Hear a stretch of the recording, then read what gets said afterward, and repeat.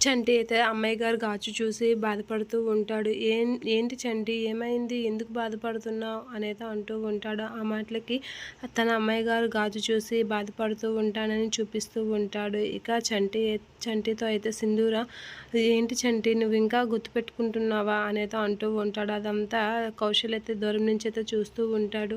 అయినా నువ్వు ఇక నా అమ్మాయి గారిని మర్చిపోవాలి చంటి నువ్వు ఎంతగా ప్రేమించిన ఆ అమ్మాయి గారిని మర్చిపోవాలి. ఎందుకంటే నేను ఇప్పుడు నీ భార్యని కాబట్టి నువ్వు అమ్మాయి గారిని మర్చిపోవాలి అనేత అంటూ ఉంటాడు. ఆ మాటలకి మీరు నా అమ్మాయి గారే కదా అమ్మాయి గారు అనేత అనుకుంటూ ఉంటాడు చంటి.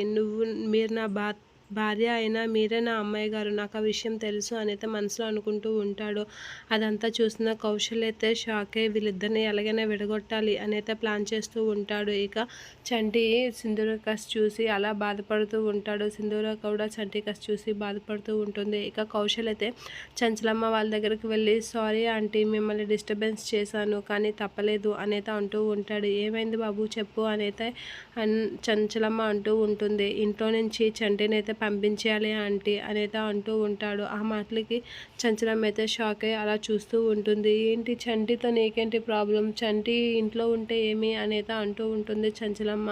అలా చూస్తూ ఉంటుంది. లేదు ఆంటీ నాకెందుకో చంటి ఇంట్లో ఉండడం నాకు నచ్చడం లేదు అనైతే అంటూ ఉంటాడు. ఆ మాటలకి వాళ్ళైతే షాక్ అయ్యి అలా చూస్తూ ఉంటారు. ఇక చంటితో అయితే సింధూర అమ్మాయి గారిని మర్చిపో అని అయితే చెప్తూ ఉంటుంది.